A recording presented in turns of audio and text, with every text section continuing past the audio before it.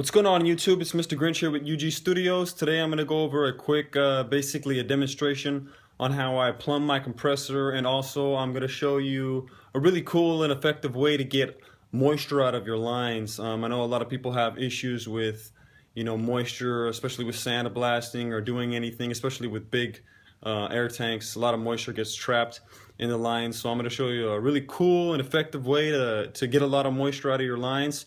It's cheap to build, and it's also really fun to put together. It'll prolong the life of your tank. So yeah, let's go ahead and get started. If any of you guys have seen any of my other videos, I have the Central Pneumatic. It's the 60-gallon, 2-stage, 5 horsepower. It's an awesome compressor for the price. You can't go wrong. So let's basically get started. I'll show you how I plumbed mine to begin with. The regulator and the gauge for this are actually on the side over here.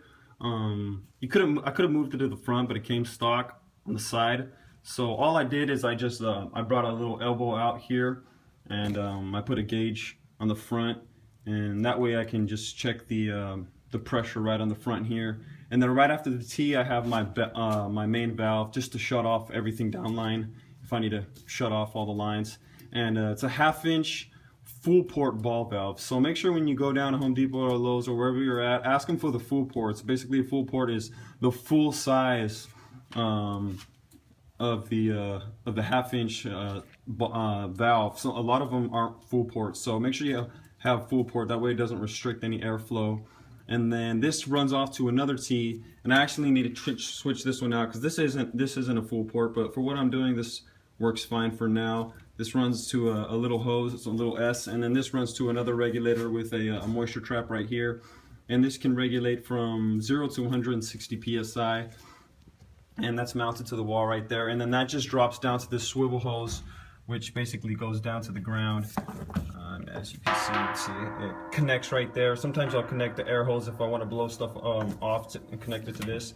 But usually I just have this connected, and this hose runs over to another filter that I have mounted up over here, and then that runs to my Eastwood powder coating gun. So that way I can just control how much pressure. I usually set it to about 45.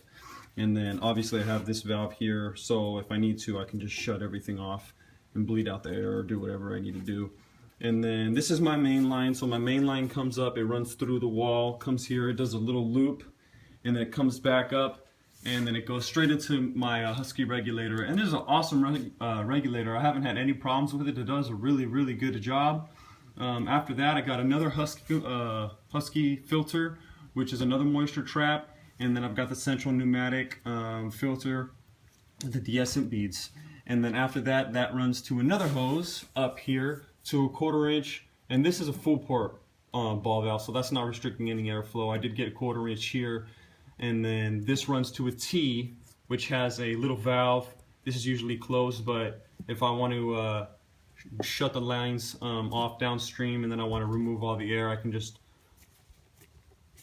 open that, and it bleeds out all the air, and then all the air comes out. That way I can switch out tools if I need to and stuff like that. And then that runs to this. I got this piece at Lowe's. It's made by Cobalt, and this is an awesome piece. It's like all stainless steel, really heavy duty, universal, and it swivels, which is kind of nice. It'll swivel 360 degrees back and forth.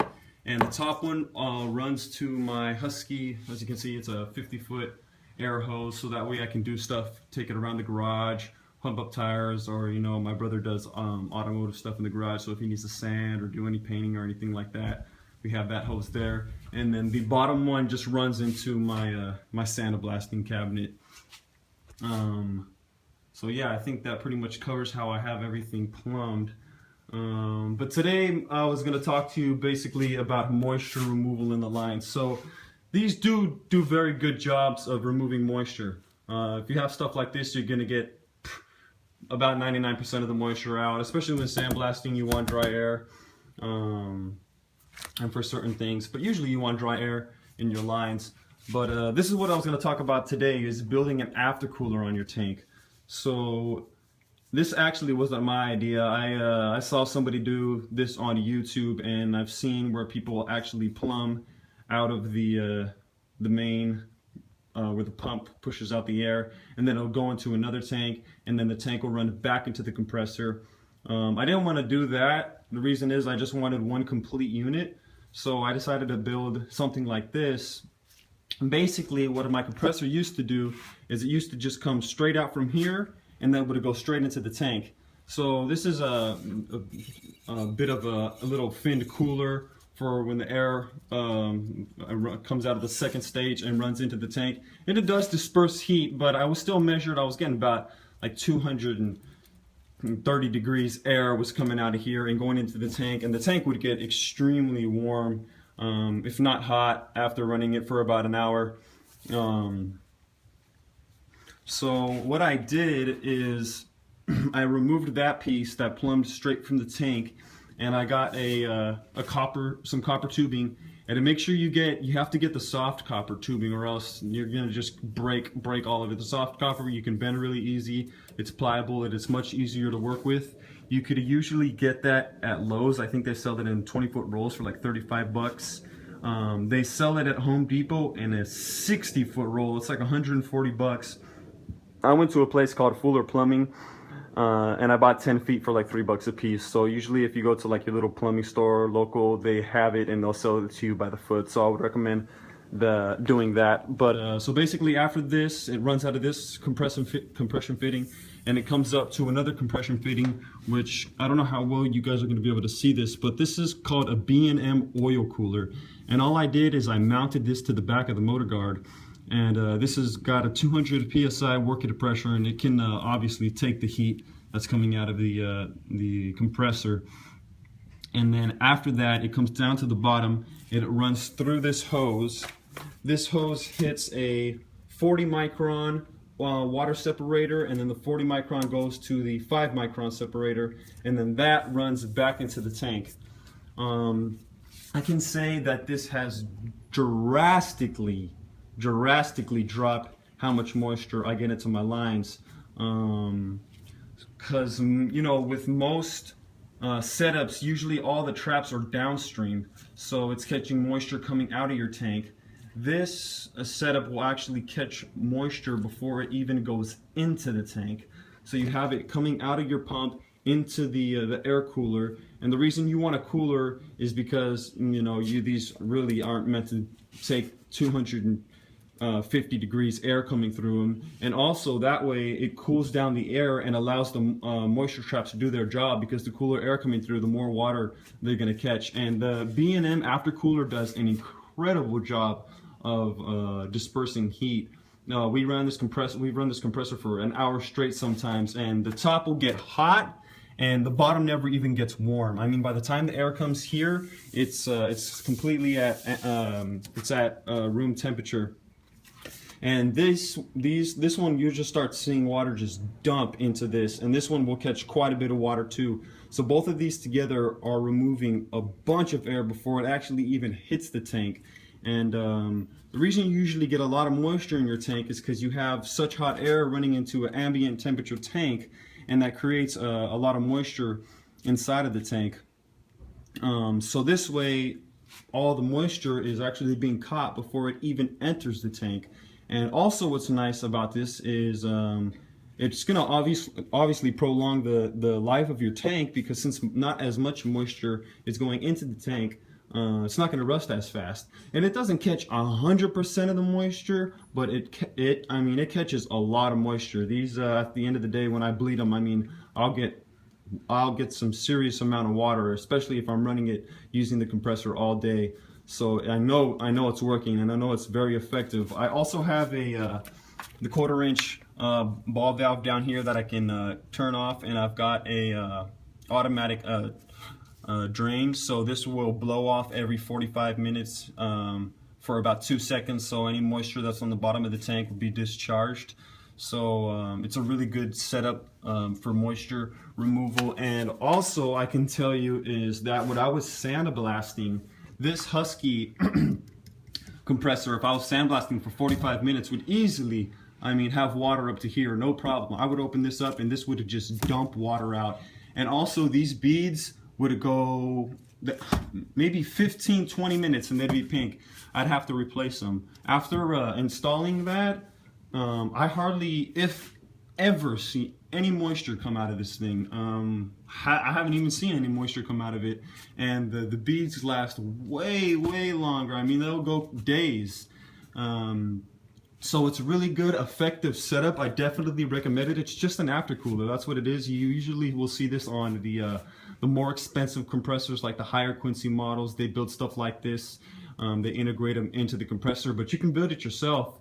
I paid $9 for this filter from Harbor Freight. I paid $30 for that filter online, and then I paid $100 for the B&M oil cooler. I think after everything is said and done, I maybe spend about $250 on everything.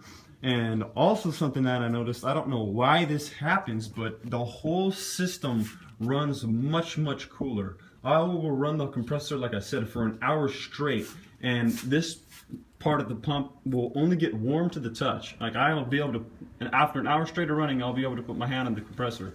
Obviously, this piece still is getting pretty hot, but this piece just gets warm. And also, the motor used to get pretty darn hot too. I just marked it the other day with the laser reader, and after we had been running it for about an hour, and it was at, I think, 115 degrees. And I remember this thing used to get like almost to the point where you couldn't touch it. I mean, it was really warm. So I don't know exactly why or how it does it, but since I installed this system, I've noticed that everything runs cooler.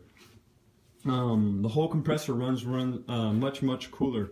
So I think I've pretty much covered all of it. Yeah, that's pretty much it. So if any of you guys are having moisture issues, or even if you're not having moisture issues, but you want to prolong the life of your compressor tank, or just catch moisture, this is a really cool and a really effective little setup that you can do. And like I said, it's not very pricey.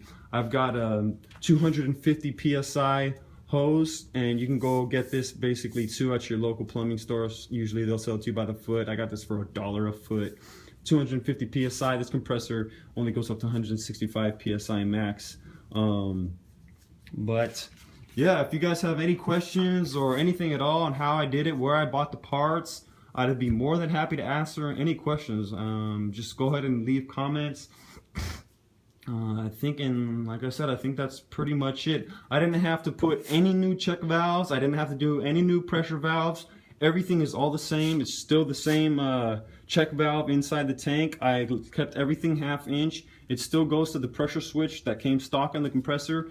It does, when the compressor tank fills up and then it discharges all the air, it does take a little bit longer to discharge the air. That's just because, and now instead of it just discharging air that's going from here to here, it's discharging all the air inside of the line, inside of the cooler, and inside of these lines. So it'll discharge for maybe about 10 seconds, as before it was probably only about 2 seconds.